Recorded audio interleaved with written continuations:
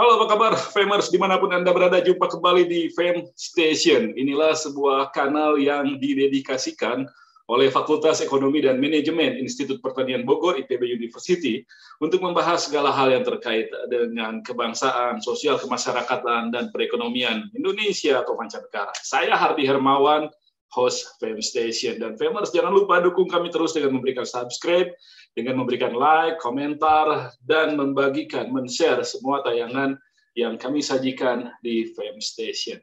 Kali ini kita akan membahas tentang angka-angka statistik dari perkembangan pandemi di Indonesia yang belakangan ini tampak sudah sangat melandai. Boleh dibilang sudah agak mereda.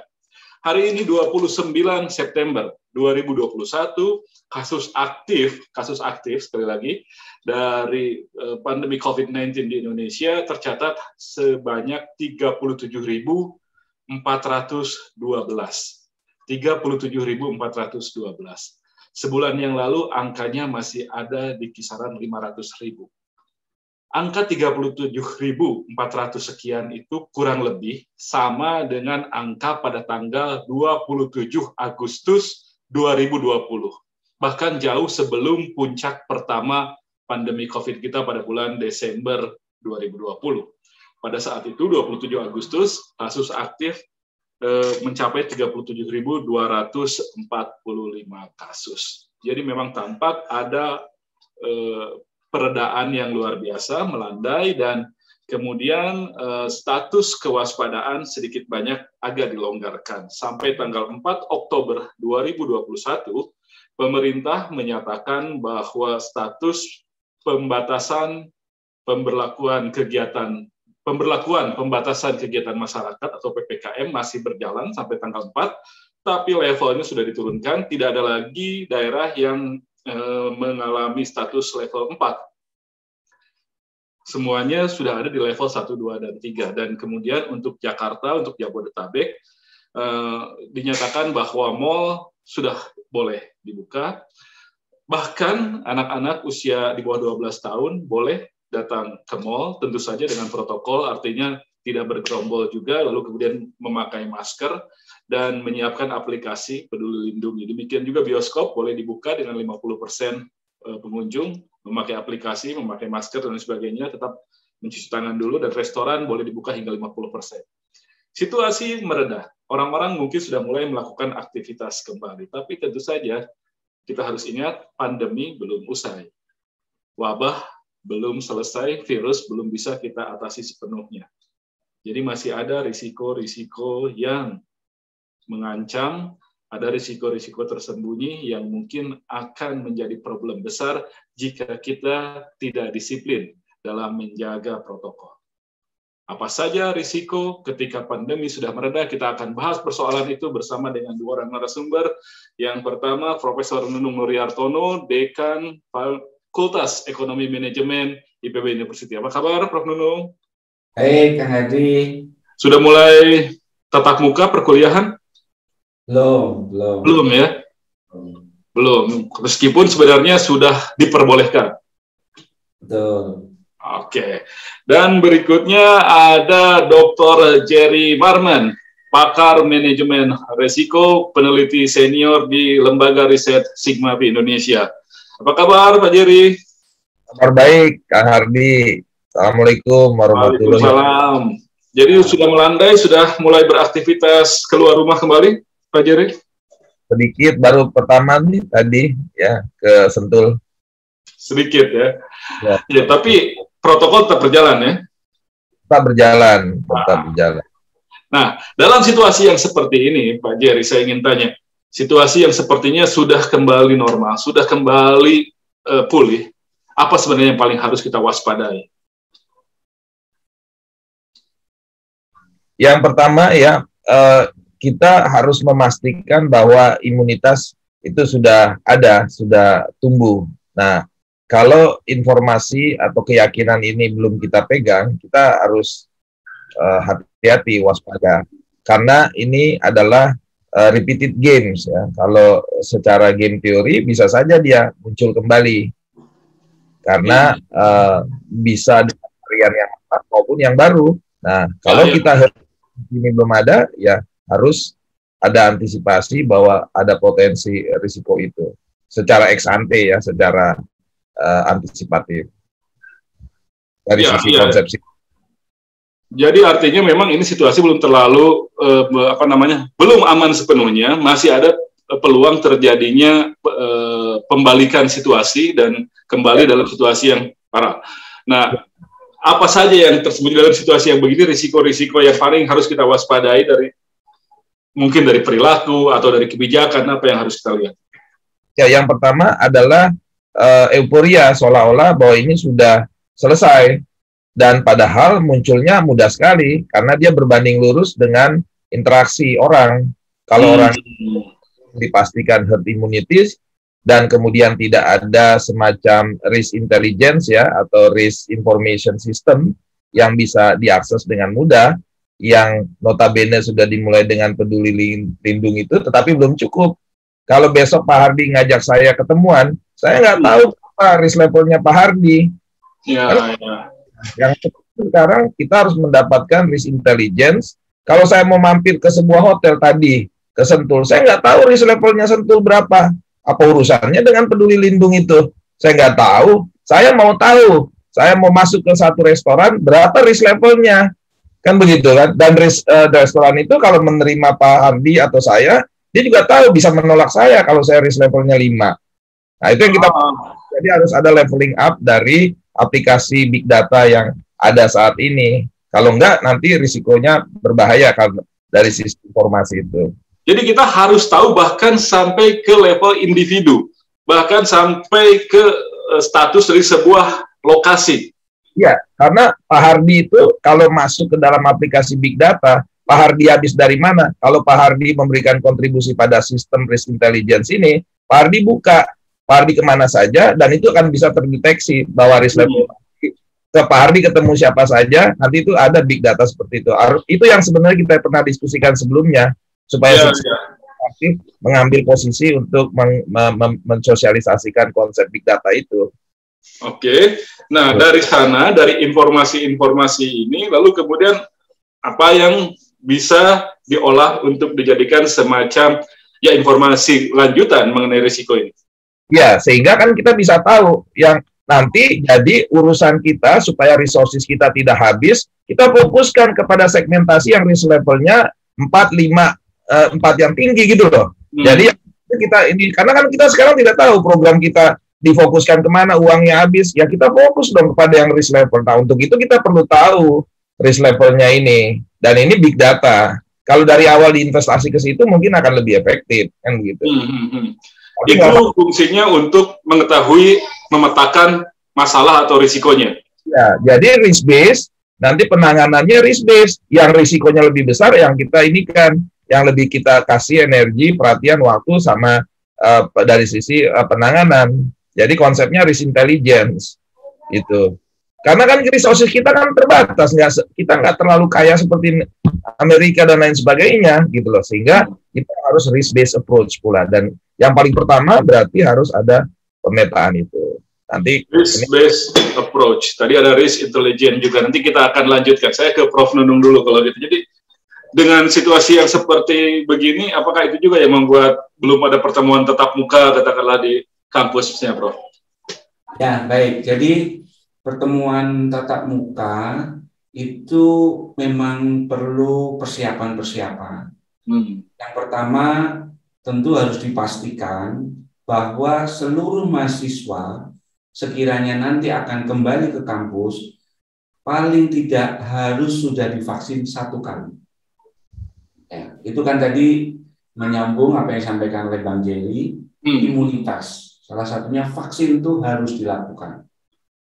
Nah, kalau sudah itu, maka proses ketika tiba dari daerah luar perguruan tingginya, maka juga harus ada proses semacam isolasi mandiri dulu.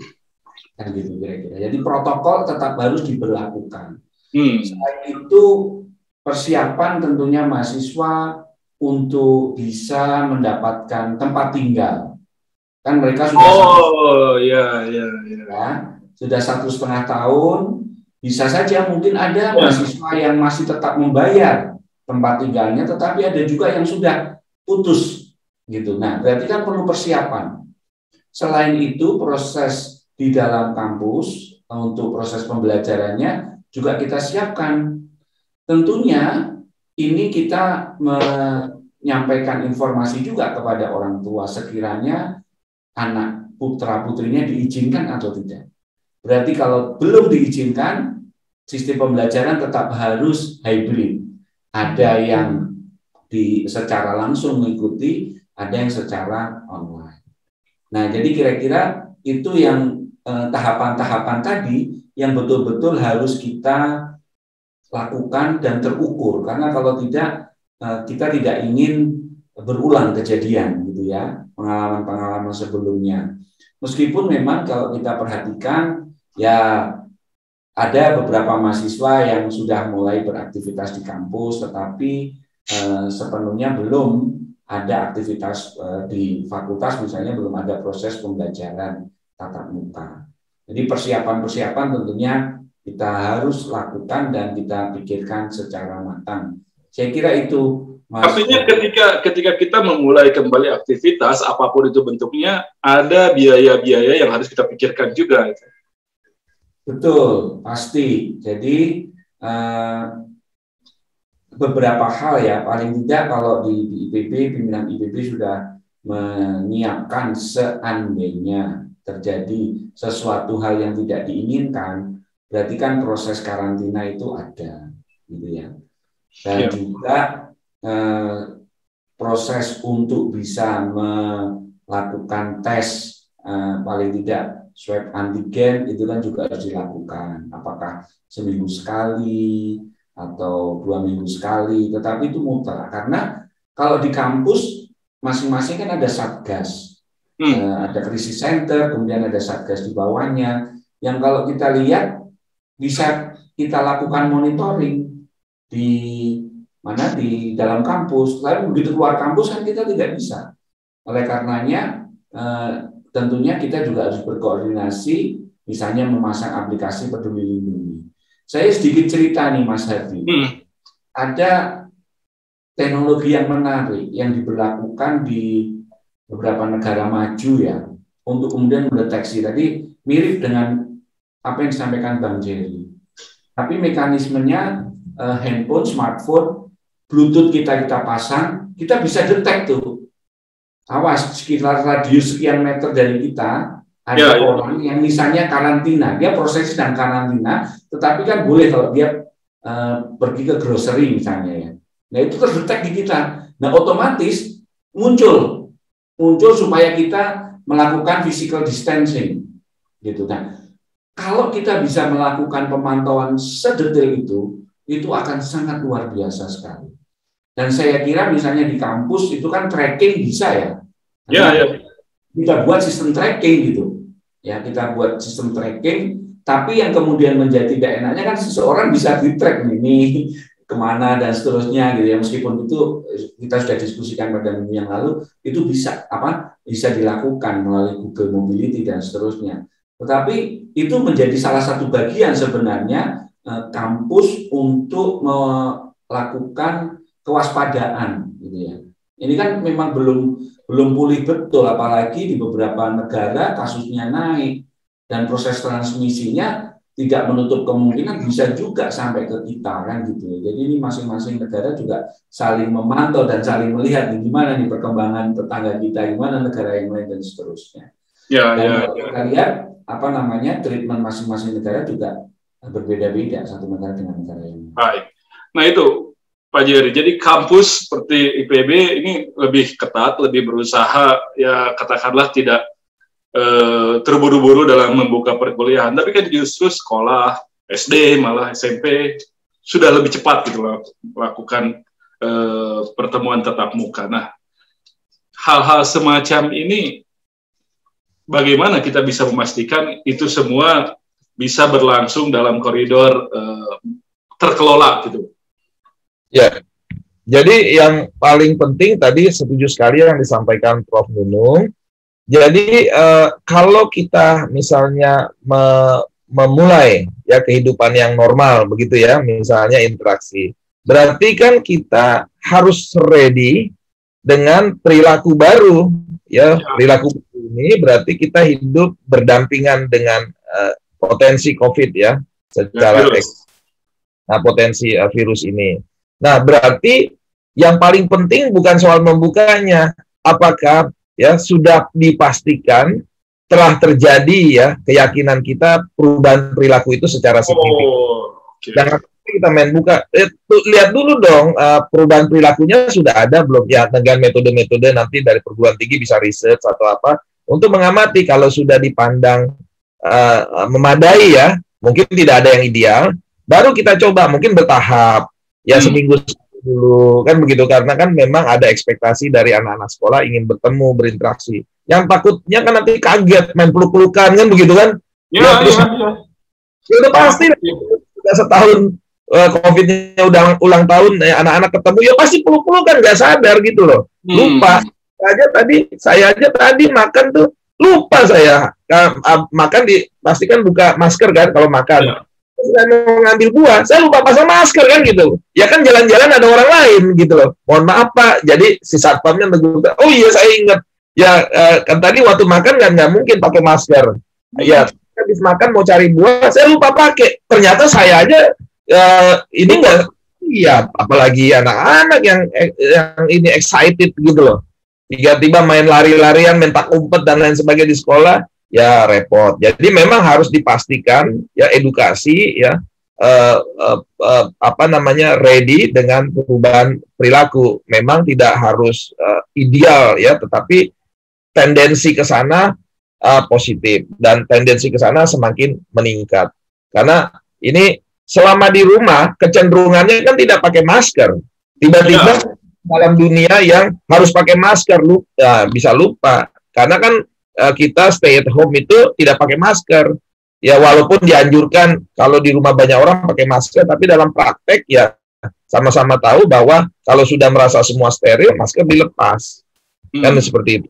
Nah, jadi memang bukan soal membuka atau tidaknya, apakah kita mampu mengidentifikasi bahwa kita sudah ready dengan pola perubahan budaya, cara hidup yang baru. Kan gitu kan. Nah, itu. Nah, kalau memang sudah siap, kita mulai secara bertahap, jangan terburu-buru gitu. Nah, sektor-sektor penting yang sedemikian rupa bisa dikembalikan ke normal, ya kita kembalikan. Nah, berkaitan dengan ini, makanya kembali lagi tadi soal risk intelligence-nya kita harus bangun. Ya, risk intelligence itu harus kita siapkan dan harus risk-based approach seperti itu. Itu apa yang dimaksud dengan risk intelligence, Bang? Ya, artinya kita harus mengetahui ya dalam dimensi spasial, kemudian siapa orang, itu risk levelnya berapa, sehingga tadi yang disampaikan tracking itu kan bagian dari situ. Misalnya saya sama Pak Hardi janjian mau rapat. Ya. Lihat Pak Hardi risikonya 5 kan gitu. Kita zoom aja deh, kan gitu kan. Jadi ada adjustment yang dilakukan berbasis data begitu. Atau boleh tetap meeting, tapi Pak Hardi mendapatkan perlakuan khusus dan kita menjadi lebih aware kan gitu kan. Ya, jadi semua tidak based assumption. Misalnya kayak kemarin kan kita ada acara, semua kita pastikan sudah di di atas angin. Sebenarnya itu tidak perlu kita lakukan kalau kita tahu risk levelnya dia dari mana saja dan dari ini bisa lebih murah kan begitu. Tidak harus kita keluar biaya banyak seperti itu. Oke, jadi setiap orang harusnya bisa mengetahui situasi yang ada di sekelilingnya, situasi orang-orang yang dia temui. Dia harus bisa memiliki informasi mengenai itu semua sebelum dia melakukan tindakan. Ya, kalau gelap saya masuk ke dalam sebuah lokakarya, saya nggak tahu siapa itu, ya jangan dong, kan gitu kan? Ya. Ourselves di dalam situasi at risk. Ya, jadi value at risk-nya tinggi di situ. Ya, saya nggak mau ambil dong. Sama kalau kita main di keuangan dan instrumen keuangan, kita harus tahu setiap instrumen itu value-nya berapa. Baru kita take decision untuk apakah kita ambil atau tidak. Kalau dalam investasi ya, kalau melakukan investasi nggak tahu, ya berarti kan something wrong. Sama aja kita beraktivitas kan gitu. Kan setiap itu. Ya itu lagi-lagi tadi saya ke Pak Nunung lagi kalau gitu. Itu lagi-lagi apa yang digambarkan untuk bisa memetakan, mengetahui dan kemudian mengenali dan kemudian nantinya mengelola risiko-risiko itu. biayanya cukup besar.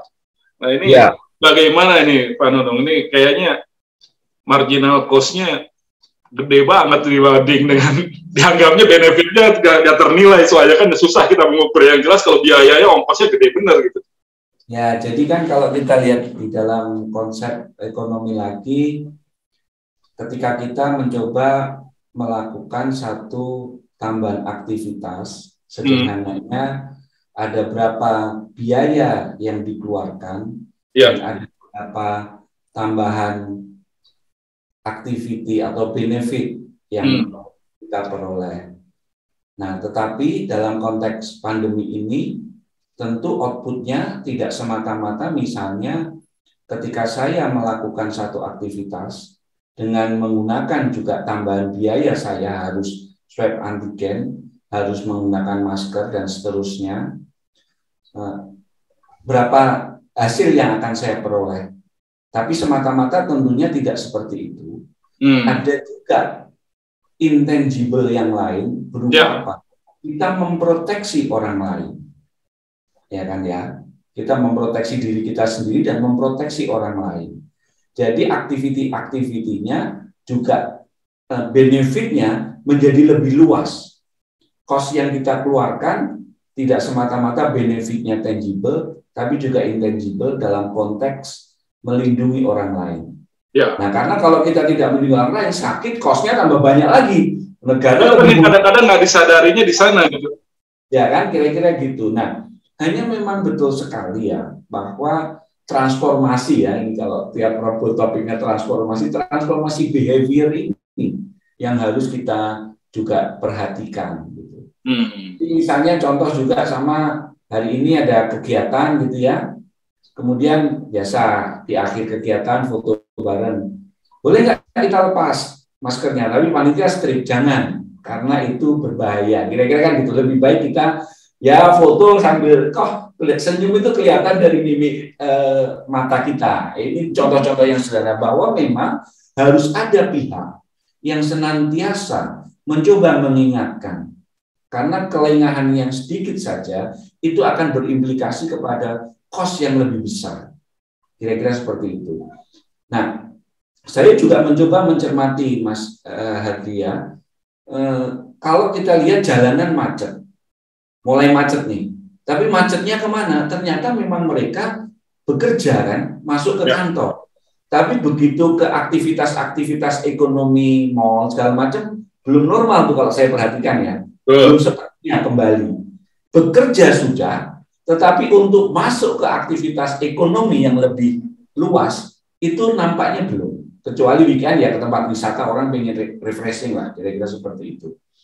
Nah, jadi sekali lagi memang ukuran-ukuran tambahan marginal cost-nya dengan marginal benefit-nya, kira-kira gitu ya, atau marginal revenue-nya. Nah, konteks marginal revenue-nya ini kita lihat ada hal yang lebih luas, tidak semata-mata yang tangible, tapi yang intangible berupa kita memproteksi orang lain dan diri kita sendiri. Kira-kira gitu. Ya, artinya mulai dari mindset ya harus betul-betul berubah gitu, bahwa ini sekarang situasi belum sepenuhnya pulih. Jadi masih banyak hal-hal yang harus dilakukan. Tapi tadi Pak Nunung mengatakan ada beberapa tugas yang mungkin dilakukan oleh tadi kan disebutkan oleh panitia satpam. Nah, itu mungkin apakah nanti memang perlu ada semacam pengawas protokol, itu pelaksanaan protokol di setiap kegiatan yang bersikap tegas gitu untuk mengingatkan orang untuk tetap berperilaku protokol. Artinya harus ada lagi orang yang dibayar untuk itu, Pak Jadi. Ya, kalau menurut saya memang kalau dia fungsinya sudah ada, misalnya hotel kan ada satpam, bisa dilakukan semacam pelatihan lagi ya. Ya, nggak usah harus membayar. Kemudian petugas-petugas di restoran ya, yang petugasnya dari mulai masuk sama melayani. Jadi mereka harus dijadikan champion untuk mendorong ya proses perubahan perilaku ini. Jadi kalau ini mereka ditambahkan karena ini bagian yang juga akan menguntungkan pihak hotel tersebut ya. Artinya dari keamanan dan lain sebagainya. Jadi harus ada strategi di mana kesadaran untuk membangun internal control itu. Karena kalau jangan berasumsi pelanggan itu memiliki kesadaran dan lain sebagainya. Dari pihak hotel demikian. Nah, kita juga nanti harus ada edukasi-edukasi kepada orang tua untuk anaknya juga sedemikian rupa melakukan perubahan perilaku. Kalau nanti sekolah dibuka ya, kan gitu kan. Tapi tetap yang paling prinsip pertama adalah sudah dipastikan terdapat informasi bahwa perubahan perilakunya itu sudah ada peningkatan sehingga bisa dibuka. Kalau tidak nanti repot, karena kan kita belum tahu bagaimana si virusnya ini, ya apakah dia bermutasi dan lain sebagainya. Nah, jadi kembali lagi bahwa risikonya masih tetap ada, tetapi bukan berarti kita ini khawatir atau senantiasa takut. Nah, kita kan tadi Pak Prof itu sudah menyatakan marginal increase dari risk-nya dibandingkan dengan marginal increase dari benefitnya, kalau kita masuk kehidupan normal, itu katakanlah dibagi 3 zona. Zona yang pertama di mana marginal increase dari risk lebih kecil dari marginal increase dari benefit. Lakukanlah di situ untuk mulai normal dibuka. Ya, jadi based on information itu. Nah, ada di situasi di mana marginal increase dari risk-nya lebih besar dari marginal increase dari benefitnya, ya jangan dibuka, kan begitu kan? Nah, jadi ini masing-masing nanti sifatnya kan sangat randomized, dan big data ini diperlukan bagi pemerintah daerah, ya bagi sekolah harus tahu ini, dan jangan hanya pakai. Kalau sudah begitu artinya harus sampai ke setiap entitas loh. Betul. Nah, itu kan pemerintah membentuklah semacam standar protokolnya yang nanti disesuaikan. Dia harus tahu. Nah, tidak harus tetapi minimal pattern-nya sudah ada gitu loh. Nah, kalau didukung oleh Peduli Lindung itu dinaikkan levelingnya, aplikasinya ini menjadi lebih baik. Nah, Pak Luhut kan kemarin mengatakan bisa dipakai buat e-commerce. Nah, itu begini, harus dibuat sedemikian rupa orang memasukkan informasi tentang dirinya dan pergerakannya ke dalam aplikasi ini ada insentif, itu loh. Apa insentifnya? Dia dapat skor. Kalau saya mau pergi, saya masukin data pergi saya ke Peduli Lindung, bagaimana? Kan itu menarik ya, supaya orang tahu saya kemana dan lain sebagainya. Dan itu, kalau ada insentif, misalnya saya belanja di mana dapat diskon sekian %, itu kan akan menjadi menarik, gitu loh. Sehingga orang berperilaku didorong juga oleh ada insentif gitu loh. Selain kesadaran oke lah, tetapi ada insentif. Nah, dia membuka informasi tentang pergerakannya ya, dan itu ada kekhawatiran kan privasinya terganggu. Tapi kan akan dikompensasi dengan insentif. Orang kan akan berhitung apa sih rahasianya, misalnya kalau saya ini nggak ada rahasia yang ini, tetapi dia masukkan yang rahasia, silakan untuk jadi semua free untuk memasukkan informasi itu atau tidak memasukkan dari pergerakannya. Ya, dan menariknya yang memasukkan itu diberikan semacam gimmick ya supaya mereka tertarik. Itu masuk akal nggak itu, Prof Dodong? Bisa nggak itu dijalankan kayak gitu dengan membaca QR-nya nanti dapat diskon atau gimana? Ya, jadi yang pertama kalau kita lihat dari economic behavior gitu, kita itu kan senang kalau ada insentif gitu ya. Iya, diskon, bonus ya. Salah satu motif itu kan karena ada insentif. Cashback ya. Cashback. Saya sebelum ke sana, saya sedikit tambahkan bagaimana tadi kalau Mas Hadi menyinggung ada tambahan-tambahan fungsi yang harus dilakukan. Dan fungsi itu tentu bisa berimplikasi terhadap tambahan cost, kira-kira gitu ya. Iya. Sederhana, kebetulan kami di fakultas itu menjadi sampel untuk penerapan protokol kesehatan COVID-19.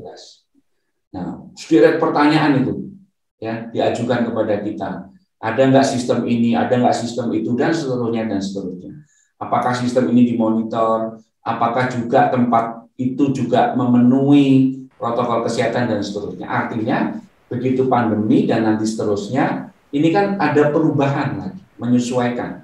Ya, ada hal-hal baru yang senantiasa harus kita lakukan. Nah, artinya fungsi-fungsi ada organ tambah, ada organisasi yang harus ditambah untuk bisa melakukan pemantauan ini. Nah, tidak lain kan sebenarnya ini insentif bagi kita. Kalau kita mau melakukan aktivitas secara normal lagi, kita pastikan bahwa segala sesuatunya clear. Ini kan insentif. Saya mau ke sana kalau ada aman misalnya gitu ya. Nah, kemudian kalau dengan sistem tadi ya bisa saja dibuat gitu ya. Bisa saja dibuat. Kita nggak sembrono gitu ya. Kalau ketidaksembronoan kita itu kemudian bisa dimonetize atau dihitung gitu ya. Itu kan berarti kita kontribusi ke yang lebih luas. Gitu loh. Nah, dengan kita berkontribusi yang lebih luas itu insentif yang kita dapatkan apa? Gitu kira-kira. Misal saya mencermati sekarang ini juga menariknya apa Mas Hadi, Bang Jerry. Saya melihat ya orang sekarang juga lebih hati-hati dengan istilah berkerumun itu. Dengan melihat kerumunan dia pasti juga secara otomatis saya kok ragu-ragu ya di tempat makan jumlah orangnya banyak. Saya lebih baik menghindar. Nah, itu sudah mulai saya lihat ada kesadaran ke arah sana gitu ya. Nah, ini kan sesuatu hal yang perubahan perilaku yang cukup baik untuk kondisi pandemi gitu ya. Untuk kondisi pandemi. Tapi kalau yang namanya konser nggak berkerumun kan ya nggak mungkin pasti kan. Tapi tentu tadi harus dipastikan dulu gitu ya.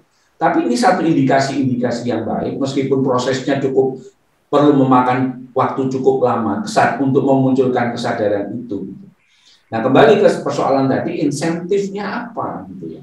Insentif kita kan pasti adalah kita tidak ingin tertular. Ya kan? Nah, mekanisme sistem apa yang harus kita ciptakan agar saya mau beraktivitas tetapi saya tidak tertular, kira-kira gitu. Atau tidak menjadi bagian yang menularkan, kan kira-kira gitu. Tapi kan kalau itu kan sepertinya nggak terlalu menarik buat orang gitu, insentif apa yang tidak berbentuk materi langsung gitu. Nah, ini lagi-lagi kita perlu memberikan kesadaran ya. Nah, memang bahwa segala sesuatunya itu ya untuk jangka pendek pasti orang mengharapkan insentif itu dalam bentuk cash lah atau dalam bentuk yang bisa langsung valuable. Tapi persoalannya ini adalah insentif dalam jangka menengah dan panjang kan yang akan kita nikmati gitu.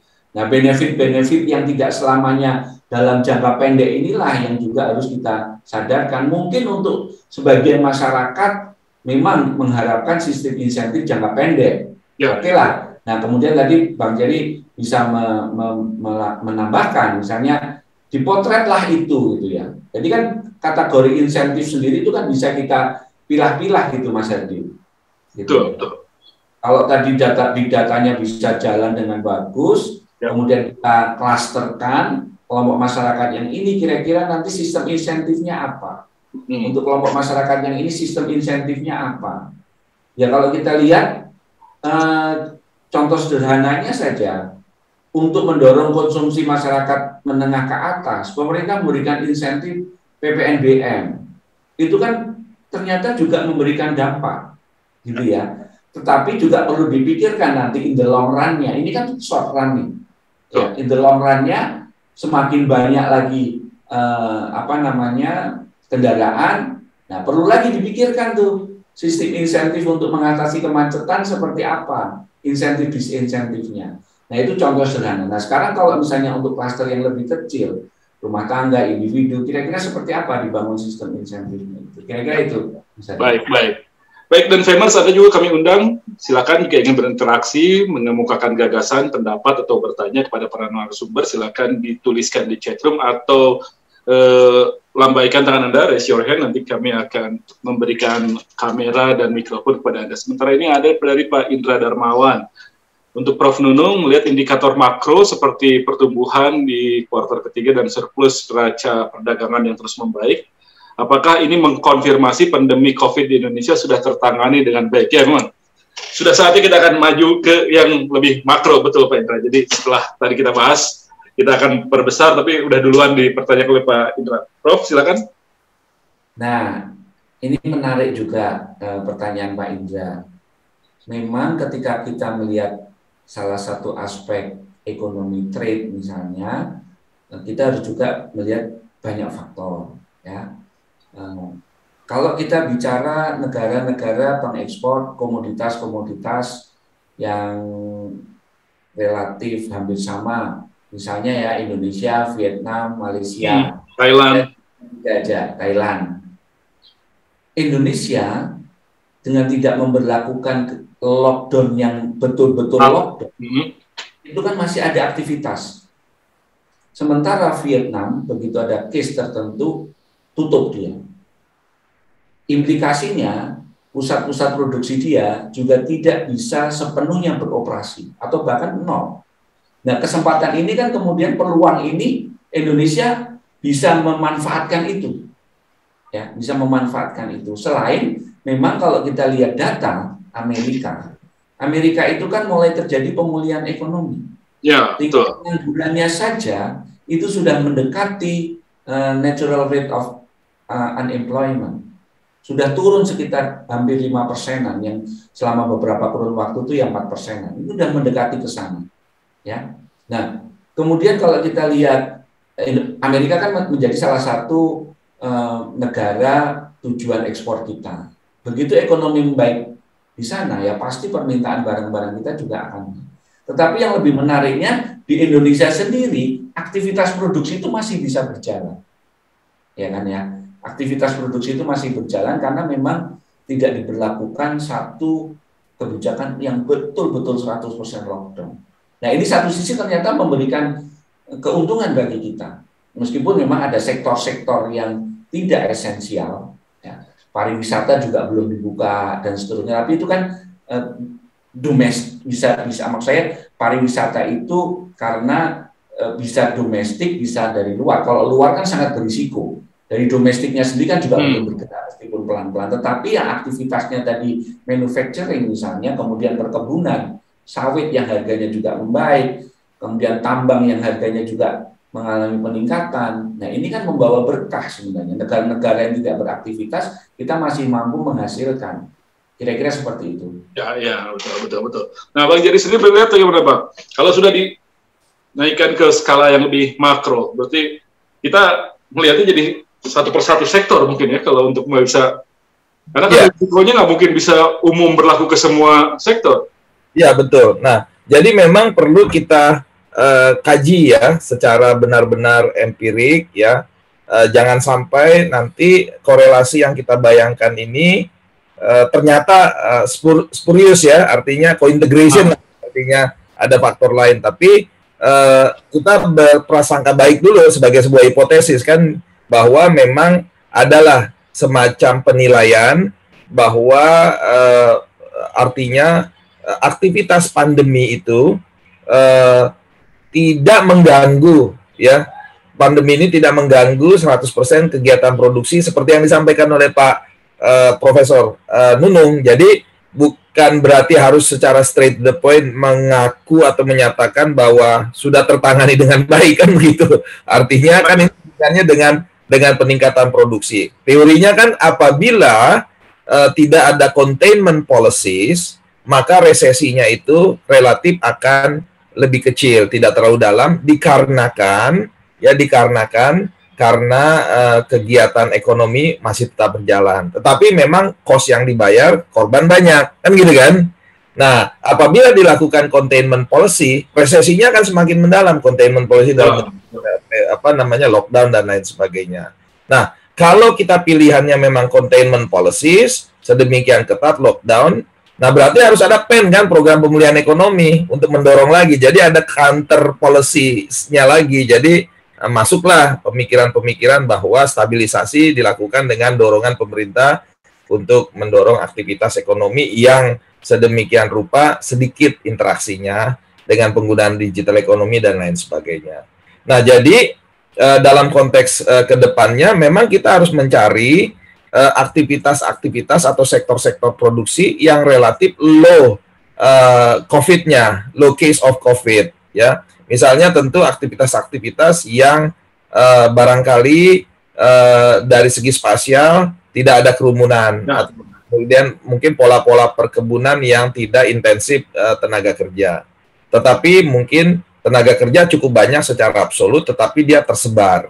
Dan ini tentu secara ekologis tantangan loh untuk terjadi adjustment di dalam sistem produksi kita ya, untuk dari segi ecological approach, bagaimana sistem pola produksi dan lain sebagainya. Saya pernah sebuah konsultan di perusahaan Jepang itu bekerja 7 bulan di sebuah pabrik di Indonesia, ujung-ujungnya cuma ngerubah meja doang gitu loh. Ya ternyata implikasinya meningkatkan produksi, ya dijarangkan mejanya gitu loh, bukan dibuat dekat gitu, meja-meja produksi. Nah, dia karena padat karya. Nah, itu salah satu ini. Jadi mungkin saja dari segi pola ya ekologi produksinya itu di dalam sebuah kegiatan ekonomi kita cari yang paling tepat ya, yang paling jalan selaras dengan penanganan COVID. Nah, kalau ada seperti ini kita bisa selidiki. Ini kan bagus sekali. Nah, ya.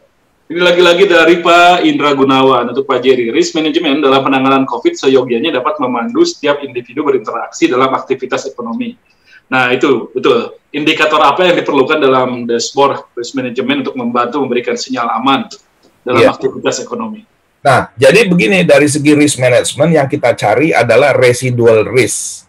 Ya, artinya net risk-nya itu yang paling harus kita kejar. Boleh nggak ada masalah risknya tinggi, sepanjang kita punya kemampuan untuk mematikan risikonya itu menjadi turun. Kan begitu. Jadi pertarungan di dalam risk, pertama kita lihat, yang paling kita cek adalah apakah ya hubungan marginal increase dari risk dengan marginal increase dari benefit, lebih besar benefit. Kalau lebih besar, take it. Walaupun risikonya tinggi, ambil. Persoalan kedua adalah setelah risikonya tinggi itu, risk management adalah not only for protecting values, tapi creating values. Datanglah risk management ini ya untuk dengan kualitas yang bagus menurunkan ya inherent risk-nya itu. Ya, kenapa? Tadi misalnya risikonya tinggi, tapi benefitnya tinggi, kita ambil gitu. Benefitnya jauh lebih tinggi, ambil. Tapi kan risikonya masih tinggi, barulah datang risk management untuk menurunkan risk-nya itu dari inherent tinggi menjadi turun rendah. Nah, itulah yang rendah terakhir itu adalah net risk. Jadi itu yang harus kita kejar. Nah, apa saja? Pertama, ya dalam kaitan dengan kualitas dari penerapan manajemen risiko itu, yang pertama adalah mindset. Balik lagi ke mindset. Nah, mindset ini adalah bahwa secara individu, secara grup, kelompok, ataupun secara organization wide, dia mempunyai kemampuan untuk melakukan internal control. Ya, artinya protokol dijalankan sesuai dengan internal control. Kalau ngarepin dari pengawas atau yang mengawasi, ya itu nanti dia kayak pemadam kebakaran aja, capek sendiri nanti kan. Harus ada internal control. Nah, ini yang disebut sebagai budaya pengendalian dari setiap individu, setiap kelompok, atau setiap komunitas kecil, atau sampai ke level pemerintah. Nah, ini yang paling penting yang harus pertama kali. Nah, kedua, barulah masuk ke dalam sistem, harus ada oversight ya dari organisasi, ya dari governing body, dari organisasi. Kalau pemerintah ada oversight yang sedemikian rupa keras. Nah, misalnya pemerintah daerah, ya itu baik di provinsi ataupun di itu. Jadi dia harus menerapkan risk management oversight. Nah, itu dari variabel yang kedua. Yang pertama tadi itu yang paling penting, tapi kalau di beberapa negara ya good government kan governless gitu. Artinya dari kita, kayak kemarin cerita di Lebanon, pemerintahnya kagak ada kok sampai sekarang. COVID-nya kecil kan, nggak ada pemerintah di Lebanon kan, nggak terbentuk sampai dengan detik ini. Society-nya dia sudah mempunyai kemampuan untuk melakukan internal control. Kan lucu ya. Sekarang pemerintahnya ada kuat ya. Oke. Tapi bagaimana menilai risiko COVID di saat sekarang ketika situasi mereda dengan risiko COVID di saat kemarin dan mungkin di saat yang akan datang ini? Pasti kan tidak bisa sama semua. Ya, tapi tidak bisa sama, tetapi kan bisa dilihat dari tingkat interaksi, mobilitas sosial, dan lain sebagainya. Itu bisa terjadi kalau interaksinya tinggi, kemudian orang-orangnya tidak memiliki imunitas. Kan itu harus bisa diukur. Ya. Ambil sampling ya, nggak semua orang harus mengukur dirinya. Sampling aja, Kang Hardi. Nah, itu kita harus lakukan itu, Pemda. Ya, jadi misalnya di satu kompleks dites lah, sampling berapa untuk mengetahui secara apa namanya general, apakah antibodi itu sudah terbentuk, kan gitu kan? Yang metode yang sederhana aja kan ada beberapa metode tuh.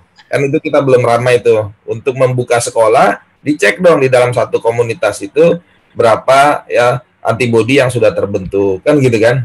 Ada yang pasif kan metode pengetesannya dengan memasukkan virus itu sendiri kan? Tapi ada yang untuk mengecek apa yang secara teknisnya tuh saya tidak tahu, tapi ada itu metode yang relatif lebih sederhana. Gitu. Oke, jadi artinya memang tetap harus dilakukan upaya tracking juga untuk mengetahui situasi yang betul-betul terjadi seperti apa, dan kemudian bisa memperkirakan ke depannya bagaimana juga, dan itu harus sampai ke level pemerintahan terendah. Ya, jadi kalau misalnya sekarang kita sekolah di satu daerah ya, misalnya di Bintaro tuh ada sekolah, kan kita punya data orang-orang yang sekolah itu tinggal di mana, karena ada datanya, dilakukan aja kan gitu kan. Baik. Nah, kalau dalam kegiatan usaha itu tadi menilai risiko ini seberapa tinggi levelnya itu, apa value-nya kalau dibandingkan dengan benefit dan sebagainya. Kalau kemarin-kemarin kan udahlah, ini risiko ini udah jauh lebih tinggi dari benefit apapun, karena ini kematian nantinya risikonya. Nah, kalau sekarang kan mungkin situasinya beda. Apakah itu harus selalu ada update-nya, harus selalu ada dinamikanya misalnya? Ya. Jadi kita harus tetap pendekatannya continuous improvement, plan, do, check, action. Ya, terus tuh. Misalnya sekarang begini ya, risikonya katakan 4, kemudian treatmentnya bagus ya, membuat risiko itu turun menjadi 2. Oke ya. Terus kemudian 2 ini kan berarti kita berani keluar, berani aktivitas, kita buka sekolah. Kan itu nanti ada naik lagi inherent risk-nya. Naik katakanlah menjadi 4 lagi. Tapi kan kita harus ada perbaikan, improvement dalam kemampuan untuk memitigasinya. Turun menjadi kemampuan. Dia dynamic, agile gitu loh. Nah, terus perbaiki ya, kita punya kualitas penerapan manajemen risiko, karena kita tahu setiap kita membuka inherent risk naik. Kan ini ada pertarungan antara virus. Sudah terlihat belum kemampuan melakukan manajemen risiko di antara para pengambil kebijakan, lalu kemudian juga para pimpinan-pimpinan korporasi katakanlah yang punya kepentingan untuk melakukan aktivitas di saat situasi seperti sekarang? Ada peningkatan. Ya buktinya ada yang namanya peduli lindung itu. Sekurang sejelek seapapun orang itu sudah ada itu kontribusinya positif sekali. Sudah ada vaksinasi juga. Sudah ada vaksinasi, itu kan game changer. Nah, tinggal nanti ada peningkatan-peningkatan dilakukan, karena kalau tidak dilakukan continuous improvement, ini menjadi tidak ampuh dengan perkembangan varian baru dan lain sebagainya. Mungkin sekarang ini ampuh ya karena memang orangnya di rumah. Begitu orangnya keluar lagi nih menjadi tidak ampuh lagi kan gitu. Oke. Jadi dia dynamic. Jadi antara malampir melawan sembara gitu loh, kan gitu. Gitu loh. Ini kan dynamic dia. Ya. Nah, saya ke Pak Nunung kalau gitu. Kalau dalam situasi kan artinya masih uncertainty semua kalau gitu, Pak Nunung. Ini jadi bagaimana kita bisa melakukan kegiatan ekonomi dan akan seperti apa juga outputnya kalau dalam situasinya masih seperti yang disebutkan oleh Bang Jerry ini tadi. Ya baik, jadi saya masuk ke satu fenomena yang menarik ya Mas Hadi. Saya ingin menggarisbawahi yang ini juga selalu digunakan terminologinya resilience. Kita ingin membangun satu sistem yang resilience. Resilience bisa kita manai yang pertama, begitu ada pandemi kita absorb itu, guncangan itu kita absorb, gitu ya. Kemudian kita bangun sistem, ya, bangun sistem yang satu fleksibel. Saya katakan fleksibel ini ujungnya kan kalau kita lihat, akhirnya pemerintah memberlakukan clustering PPKM 1 sampai 4. Itu kan menunjukkan berapa besar risiko dari masing-masing level itu sebenarnya. Ya, betul. Ya kan? Nah, itu kan sudah dibangun tuh akhirnya sistem ini. Dan harusnya itu juga terus dilakukan updating. Informasi updating itu harus sampai ke seluruh pihak. Supaya apa? Confidence. Jadi yang pertama yang sangat penting itu adalah bagaimana pelaku usaha kita semua diberikan rasa confidence untuk beraktivitas. Oke, kita lihat di PPKM 4, ada daerah yang memang masih PPKM 4. Berarti jangan melakukan aktivitas-aktivitas yang membahayakan loh, yang risikonya tinggi loh, kira-kira kan gampangnya gitu. Akhirnya diturunkan satu daerah, ini kan insentif bagi daerah untuk mampu mengendalikan. Ketika dia mampu mengendalikan, turun loh menjadi level 3, 2, dan seterusnya. Nah, dengan level 3, 2 ini, berarti kan juga otomatis sistem tadi mengadaptasikan ke level 3 dan 2. Nah, level 3 dan 2 artinya juga yang level 4-nya tadi dia masih ada. Sewaktu-waktu kalau naik level 4, sudah siap sistem tadi. Gitu ya. Nah, oleh karenanya, insentif yang diberikan dengan clustering itu juga memberikan keyakinan sekaligus aparat pemerintah daerah berupaya agar turun, supaya masyarakat bisa beraktivitas, benefit ekonominya diperoleh, kira-kira seperti itu. Nah, jadi memang uncertainty-nya ya sangat depend on kita juga nih, ya. Uncertainty-nya sangat depend on kita. Pertanyaannya, bagaimana selain kita mengelola risiko, mengelola ketidakpastian tadi kan gitu. Karena kan pasti ketidakpastian itu ada, tapi bisa nggak itu kita kelola? Pertanyaannya kan gitu. Ya kan? Ketidakpastian itu masuk kategori risiko bukan, Bang Jerry? Ya, jadi ketidakpastian ini kan karena ada perubahan ya. Jadi perubahan itu kita bagi dua, perubahan yang kita bisa hadapi. Ya, secara natural ya Homo sapiens ini yang menurut Ever Rogers itu ya itu 16% yang lagar tidak bisa menghadapi perubahan, 84% bisa. Nah, thanks ya kepada jadi karena apa? 16%. Ya, jadi yang kita khawatirkan itu uncertainties. Jadi ada perubahan yang kedua, perubahan yang mengandung ketidakpastian. Kalau perubahannya pasti, matahari terbit dan terbenam kan pasti, Kang Hardi. Kita nggak Tapi kalau matahari terbit dan terbenam suka-suka matahari, stres kita kan gitu kan? Karena ada yang terjadi begini. Yang terjadi sekarang kan ketidakpastian itu juga gitu. Artinya ini mau naik lagi atau enggak. Nah, itu disinilah baru masuk yang disebut modeling. Modeling itu ya algoritma, kemudian forecasting teknik dan teknik untuk mengatasi yang namanya uncertainties. Jadi disinilah sains berperan. Nah, di sini harus berdasarkan science base atau evidence base. Kalau ngomongin mau ngelawan uncertainties tapi tidak berdasarkan kepada evidence base, tidak berdasarkan intelligence, ya itu nggak bisa gitu. Makanya dari awal saya tekankan risk intelligence untuk mengatasi uncertainty to some extent. Nah, nanti kalau kita sudah pakai yang namanya modeling dan lain sebagainya, kita ada persoalan lagi, Kang Hardi. Namanya persoalan complexity. Karena model itu hanya untuk sesuatu yang tertentu. Jadi complexity datang. Tapi kita nggak menyerah. Setelah ada complexity, kita hadapi lagi dengan big data. Karena complexity itu kan menimbulkan situasi unstructured. Nah, big data itu membuat sesuatu yang tidak terstructure, kompleks, menjadi terstructure dengan artificial intelligence. Nah, jadi V-nya kita hadapi, ada U. U-nya dihadapi, ada C. Nah, nanti C dengan big data ada lagi nanti masalah, Kang Hardi. Namanya ambiguity. Gitu. Nah, jadi nanti kita akan dengan VUCA ini dihadapi dengan vision yang kuat. Jadi ambiguity itu kita hadapi dengan vision yang pasti, mindset yang kuat. Gitu loh. Problemnya kan uncertainty ini kita mau cari evidence base segala macam kan kita nggak tahu juga. Ini baru pertama sekarang terjadi, lalu kemudian negara-negara lain juga beda-beda pola penanganannya, kasusnya lain-lain. Nah, untuk mencari polanya tuh, nah ini prognonom mungkin itu mencari pola dan kita bisa mendapatkan gambaran bagaimana cara mengatasinya itu seperti apa. Saya berikan contoh ilustrasi sederhana, Mas Hadi. Sebelum nanti kita bicara yang kesini, dan itu sudah terjadi. Di negara dengan 4 musim, pasti setiap hari kalau kita mau keluar, itu cek cuaca. Cek cuaca, pasti. Artinya, itu sudah bisa kan kita lihat.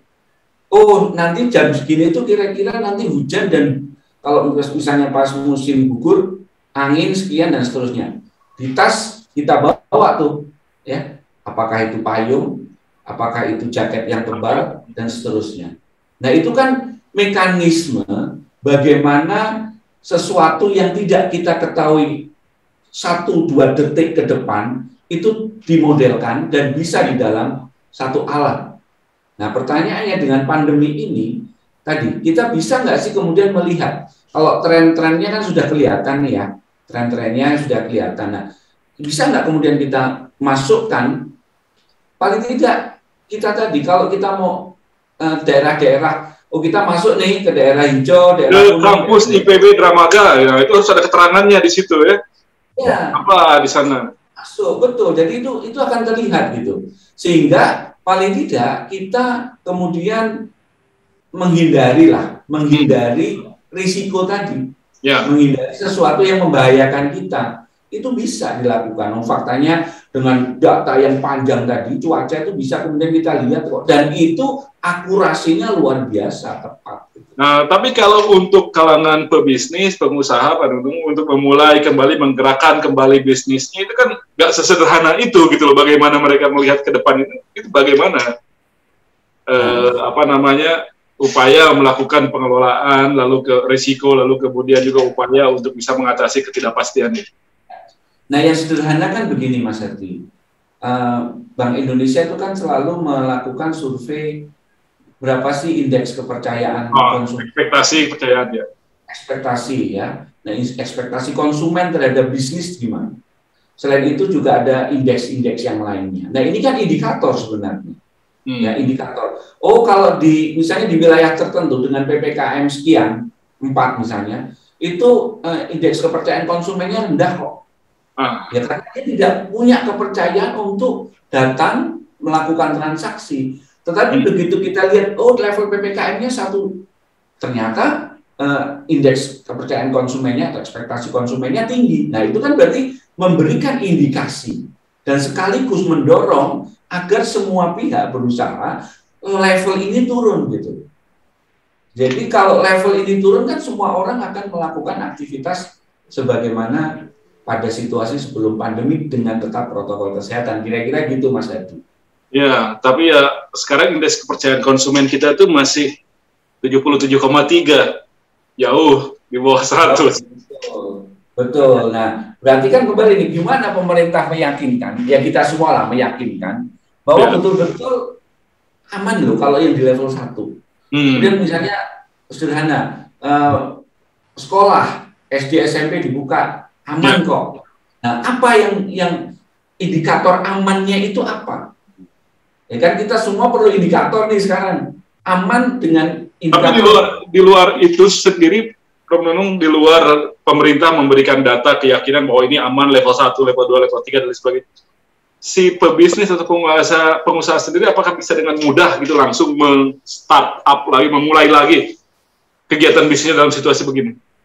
Ya tentu tidak semudah itu memang. Ya tidak semudah itu.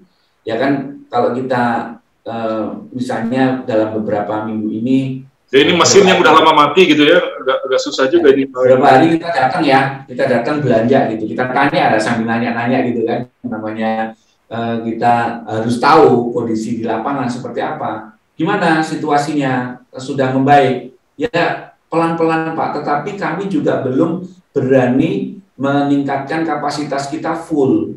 Nah artinya pelaku usaha juga wait and see gitu. Ya, jadi tidak otomatis misalnya dibuka dia punya stok 100 gitu, enggak juga. Dia pelan-pelan gitu. Ya dia pelan-pelan sambil mencermati gitu. Mencermati situasi ini. Nah, momentum yang sudah mulai melandai ini yang harusnya bisa kita pertahankan gitu. Jangan sampai melonjak lagi. Kalau melonjak lagi pasti pelaku usaha juga akan kelimpungan lagi gitu ya. Setelah sekian lama dihantam oleh pandemi ini, kira-kira begitu Mas. Jadi artinya ketika kita mengalami situasi yang mereda seperti sekarang, kasus melandai, itu tidak akan serta-merta otomatis ya pertumbuhannya cepat naik gitu, Pak Nunung ya? Ya, banyak faktor tentunya yang mempengaruhi, ya banyak faktor yang mempengaruhi, tetapi itu menjadi momentum, menjadi indikasi dan momentum lah paling tidak untuk kita memulai beraktivitas, gitu. Yang pemerintah tetap menyatakan bahwa status tetap PPKM sampai paling tidak diperpanjang ke 4 Oktober, lalu levelnya masih ya agak dikurangi, tapi kemudian juga detail di bawahnya sedikit banyak ada pelonggaran, dan menurut Pak Nunung itu udah cukup efektif atau cukup baik dalam upaya mengelola perilaku masyarakat terutama dalam berkegiatan ekonomi? Ya, jadi yang pertama kalau kita lihat aktivitas ekonomi ini kan diikuti dengan proteksi melalui Peduli Lindungi, ya kan ya. Itu satu hal yang menurut hemat kami ya upaya lah yang harus kita berikan apresiasi. Nah, kemudian seiring dengan pelonggaran-pelonggaran itu, kalau tadi kembali ke diskusi di awal, masyarakat masih euforianya tinggi, ya, potensinya tentu masih akan ada, gitu ya. Potensinya masih ada. Jadi saya juga mencermati Mas Hadi, euforia teman-teman mahasiswa begitu ketemu ngumpul rame. Oleh karena ini siapa? Kita yang mengingatkan, oke, kalau ke kampus hanya sekian orang, saya nggak berani sekian banyak. Nah itu harus kita pastikan gitu ya. Jadi segala sesuatu itu kan tadi kami katakan terukur gitu. Nah terukurnya sekarang seperti apa? Gitu ya. Terukurnya seperti apa? Oke, kita lihat juga memang sih ada beberapa spot-spot yang saya cermati di sekitar Bogor itu ada tidak ada rasa takut gitu. Ya udah makan bareng-bareng. Saya perhatikan, kafe ini kok rame ya? Ini tempat makan ini kok rame ya? Justru kita jadi ragu kan begitu mau masuk gitu kan. Wah, luar biasa. Nah itu kan semacam orang memang betul ingin melampiaskan tanda kutip gitu. Wah, udah kangen makanannya enak gitu-gitu ya. Pengen kesana semua gitu, tapi rame gitu. Nah ini kan terus pertanyaannya, memang sih perlu pengawasannya lebih digencarkan gitu ya. Kalau tidak, dan pengawasan itu bagian dari mitigasi resiko juga. Betul, saya kira itu bagian dari. Tadi disebut oleh Pak Jerry ada semacam pengawasnya ya untuk perilaku ini. Kalau di bank atau di kantor sudah ada satpam yang bisa dioptimalkan. Tapi di kegiatan kerumunan masyarakat ini mestinya ada juga gitu yang bertugas untuk itu, mungkin Pak Renong ya. Ya saya kira kan kalau kesadaran itu muncul dari diri kita sendiri, paling tidak dari individu-individu itu mudah. Tapi kan kalau kita lihat lagi, mungkin yang sederhananya begini ya Mas Hadi. Saya lihat flyer-flyer itu sudah ada, gitu ya. Flyer-flyer itu sudah ada, sudah banyak. Tetapi mungkin kita perlu dengan kalimat yang mudah dipahami, misalnya ya.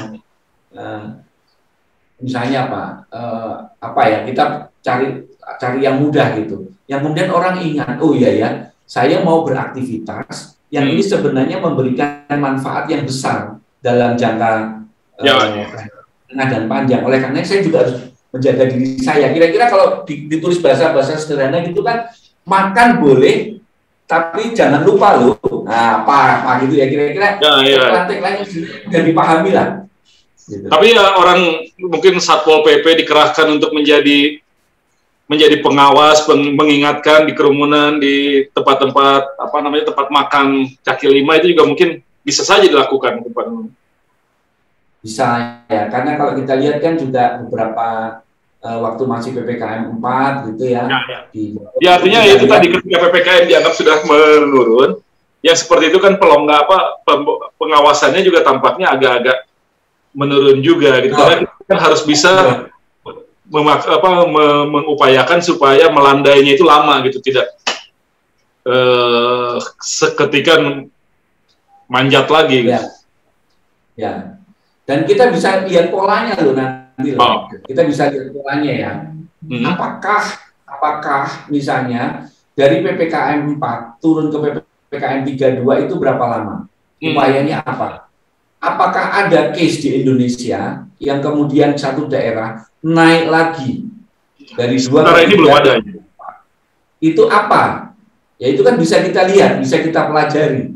Evidence base itu akan menuntun kepada kita untuk mengelola risiko yang tadi disampaikan oleh Bang Jerry tadi. Baik. Nah, Bang Jerry, kalau melihat begini, PPKM harusnya sampai kapan dan apa yang harus diperbaiki, disempurnakan dari PPKM ini? Jadi begini, dia harus non-rekursif. Artinya jangan lurus, kalau udah bab 4 nggak boleh balik lagi ke bab 1. Jadi bisa lagi. Kalau naik ya dia mundur, kalau ini dikencengin lagi, di levelnya dinaikkan. Jadi dia harus hal yang diterima bahwa sebenarnya risk management itu kan dia dynamics dan dia itu agile. dan dia risk based supervision. Kalau risknya tinggi ya longgarkan, rendah longgarkan, kalau tinggi naikkan. Nggak perlu harus coercion approach sampai pakai Satpol PP kalau itu risikonya relatif rendah. Nah, jadi kuncinya dia terukur dan dia ada kewajaran di dalam approach-nya. Nah, ini yang menjadi penting adalah bukan sekedar PPKM-nya sampai kapan, karena ada peluang ya. Kalau kita baca di dalam World Economic Forum ada 10 top risk tuh, namanya disebut salah satunya itu nomor 3 tapi impact-nya nomor 1 itu adalah infectious disease. Dan itu ternyata udah muncul 5 tahun lalu, selalu tiap tahun muncul, tapi kok kita nggak peduli. Nah, bahkan waktu mahasiswa Wuhan dibawa ke Indonesia terus disemprot-semprot itu turun dari pesawat, kita masih selengean aja kok. Nggak ada skenario analysis, nggak ada yang siapin ini disemprot itu. Nah, tapi begitu diumumkan ibu-ibu dari Depok oleh Pak Presiden tanggal 3, baru nyari masker susah. Bukannya dari kemarin masker disiapin kan gitu kan. Nah, jadi di sini dia sifatnya bahwa harus ada ex ante-nya yang disiapkan, dan itu yang harus dibuat awareness bahwa risk itu adalah penting. Dan risk itu bukan hanya sekedar melindungi loh nilai, tetapi dia juga menciptakan nilai. Jadi nanti peduli lindung harus dibuat lebih progresif, bukan lindung aja. Peduli untuk recovery atau peduli lebih naik lagi. Jadi dia tidak prinsip aja melindungi, tapi bagaimana untuk balik ke memulihkan. Peduli pulih misalnya kan begitu kan. Atau aplikasi menjadi pulihkan kan gitu kan. Jadi dari situ mindset kita juga tidak hanya sekedar statik. Nah, yang kedua, kita memang jangan juga terjebak kepada kecanggihan-kecanggihan ya. Big data oke, tapi kembali ke mindset ya. Itu bukan berarti kita menafikan. Nah, saya punya ilustrasi. Pertarungan melawan COVID itu bagaikan pertarungan Nabi Daud melawan Jalut atau David and Goliath. Dari segi kecanggihan itu, Jalut itu senjatanya lebih bagus, baju zirahnya juga lebih bagus, topinya udah. Tapi Nabi Daud sederhana dengan batu, tapi dia adaptasinya tinggi. Karena dari pagi sampai sore beliau itu kan gembala domba, tahu kontur di padang pasir, tahu semuanya. Nah, jadi kita yang perlu kita naikkan adalah kemampuan beradaptasi. Karena this is repeated game. Ya, yang ini yang disebut Pak Prof. Nunung tadi resilience, yang sebagai hasil dari adaptasi. Jadi bagaimana ini PPKM dilakukan bukan hanya sekedar untuk membatasi, naikkan, bangkitkan kemampuan beradaptasi. Dan ini proses learning. Dengan data sedikit no problem, Pak Ardi, nggak ada masalah. Karena kadang-kadang dengan pendekatan sedikit data, ada tuh dalam statistik, dengan data yang terbatas, approach-nya, ya kita bisa melakukan modeling, kan gitu kan, tidak harus data lengkap. Kan begitu, kurang lebih. Kita bisa tekniknya bootstrapping misalnya, kalau dalam statistik kan ada tuh, dengan data terbatas kita bisa tarik ini. Nah, jadi yang jelas dalam situasi yang sekarang risiko masih tetap ada, baik itu risiko kesehatan, nanti mungkin masih ada penularan dan bisa meningkat lagi tingkat penularannya, lalu kemudian bahkan juga sampai ke kematian, dan biaya kesehatan juga mungkin akan cukup tinggi gitu risiko kesehatannya. Lalu risiko secara ekonomi juga masih membayangi kita juga dalam situasi seperti ini. Kita tidak bisa ketika mengaktifkan kegiatan-kegiatan ekonomi seperti sedia kala, karena nanti ada risiko untuk tiba-tiba berhenti seketika juga, dan itu mungkin akan berbahaya juga. Dan kan Pak Kang Hardi, sebenarnya ontologinya risiko di mana? Oke. COVID-nya Kang Hardi, risiko itu adalah di kita melekat. Jadi sebenarnya risiko itu adalah tidak bisa diambil sebagai substrat. Inilah risikonya, enggak. Jadi risikonya itu tergantung inherent di kegiatan kitanya sendiri kan. Ya, inherent, makanya disebut risiko yang melekat atau inherent risk. Ya silakan. COVID kan dia punya hak hidup kan sebagai virus, makhluk hidup juga. Tapi kalau misalnya kita jalannya kerumunan semua, ya COVID-nya hidup di kita, kan kita inherent risk-nya, gitu loh. Inherent risk-nya ada di kita. Ya. Nanti ya itu ke kitanya dampaknya itu tadi, ke kesehatannya, ke ekonominya, ke sosialnya juga mungkin karena ada stres, ada kemudian juga merasa insecure gitu nanti. Kalau situasi ini terus terjadi. Tapi seperti yang tadi dikemukakan oleh Pak Jerry, sebesar apapun risikonya, ketika kita mampu mengelolanya, maka ambil risiko. Iya. sebesar apapun risikonya, kalau kita mampu mengelolanya, kita bisa ambil risiko itu. Dan ada benefitnya. Okay. Karena biasanya high risk tuh high profit juga. Baik, dan tadi juga Prof. Nunung sudah menyatakan banyak hal yang bisa dilakukan, termasuk juga upaya-upaya yang terukur, based evidence, dan lain sebagainya, untuk bisa membuat kita lebih adaptif, lebih terbiasa mengatasi situasi ini, dengan protokol yang ketat tentu saja, termasuk dalam kegiatan perkuliahan, dilakukannya juga akan sangat bertahap, pelan-pelan, dengan protokol yang ketat untuk memastikan bahwa perilakunya itu nanti perilaku yang bisa mengelola risiko-risiko yang muncul. Jadi terima kasih Prof. Nunung, terima kasih Pak Jerry, terima kasih Famer semua. Kita sama-sama mengatasi COVID ini, pandemi ini, dengan keyakinan dan kemampuan untuk bisa mengelola risikonya. Kenali betul apa yang terjadi, supaya kita bisa tahu apa yang harus kita lakukan. Sekali lagi terima kasih. Dukung kami terus, berikan subscribe, like, dan komentar, dan juga membagikan semua tayangan yang kami sajikan di Fame Station. Mudah-mudahan ini semua bermanfaat. Saya Hardy Hermawan pamit, sampai jumpa.